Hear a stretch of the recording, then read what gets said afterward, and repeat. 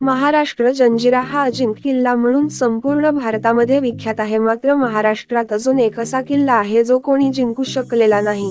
दौलताबाद. छत्रपती संभाजीनगर जिल्ह्यातील दौलताबाद येथे हा किल्ला असून या किल्ल्याला देवगिरी व दौलताबाद असे म्हटले जाते. किल्ला बांधताना हा किल्ला कधीच कोणीच जिंकू शकणार नाही अशा प्रकारे बांधण्यात आला आहे होता. दौलताबाद किल्ला हा 900 वर्षांपूर्वी यादव कुळामध्ये बांधण्यात आला. या किल्ल्याच्या तटबंदीच्या आजूबाजूला मोठी दरी आहे. मूळ किल्ला आणि मुख्य द्वार यामध्ये जवळजवळ 1 किलोमीटरचा अंतर आहे. दरवाजातून आत शिरल्यावर मुख्य दरवाजा व्यतिरिक्त कित्येक दरवाजा आहेत. मुख्य किल्ल्याच्या आजूबाजूला दरीमध्ये पाणी आहे ज्यामध्ये पूर्वीच्या काळी साप व मगरी ठेवल्या जात असत. पुढे गेले की समोर भुलभुलया आहेत ज्यामध्ये शत्रू सैनिक अडकायचे.